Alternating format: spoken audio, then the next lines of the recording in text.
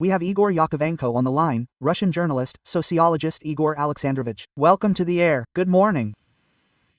Good morning. Igor Alexandrovich, if we talk about how the Russian military machine is now trying, let's say, to replenish, yes, the ranks of manpower and, accordingly, to accumulate the necessary, human resources, yes, how great is the demand and how great is the capacity, in fact, for these coercive measures, which concerns, in particular, the same citizens of Central Asia that we have already mentioned. You know, there are several resources to replenish, as they say, these resources for meat assaults.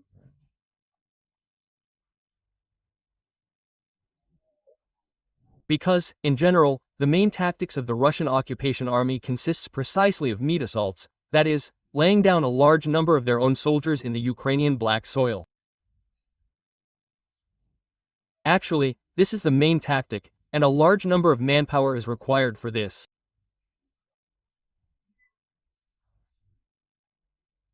There is the first and main resource. It is simply a purchase, simply an elementary purchase, that is, the amount of money paid for the contract increases.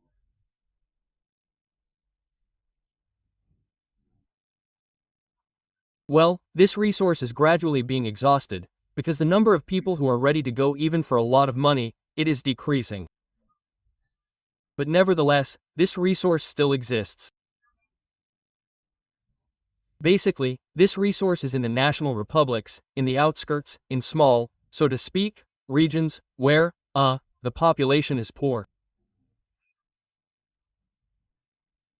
That is, given the high heterogeneity of Russian Russia, it is clear that in Moscow this resource is very small, well, but, let's say, in TV it still exists. This is the first and most important resource. The second resource is criminals, prisoners, that is, people who are either in places of detention, or a criminal case has been opened against them. And in exchange for the fact that the criminal case is terminated, the person signs a contract. This is the second resource. The third resource is conscription. That is, today a person is drafted into the ranks of the Russian army. After that, well, naturally, he experiences a lot of pressure and ultimately signs a contract.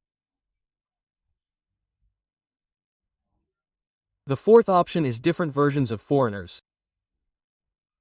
First of all, it is North Korea, well, and Central Asia. That is, people who are Central Asia. These are people who are ready to go to the front for Russian citizenship.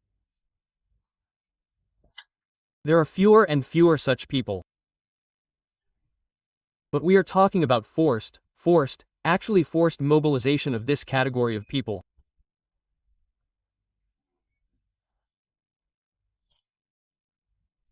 How great this resource is, it is quite difficult to say here, because this is, perhaps, the most, so to speak, such a disenfranchised category of the population, which, well, in fact, is forcibly driven to the front.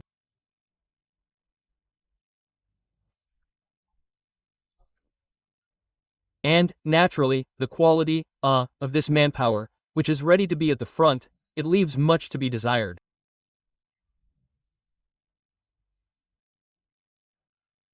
That is, well, approximately such categories of people can be used as a reserve for meat assaults.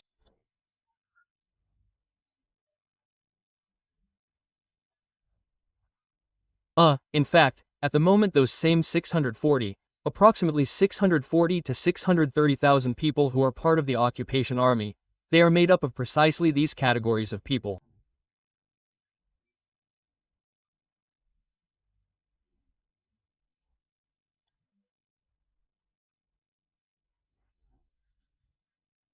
The main problem in this whole story is that, in general, Russia can mobilize a sufficient number of people, but it lacks the main thing, it lacks mid-level and junior command officers, without whom this entire accumulation of people turns out to be just a completely meaningless herd.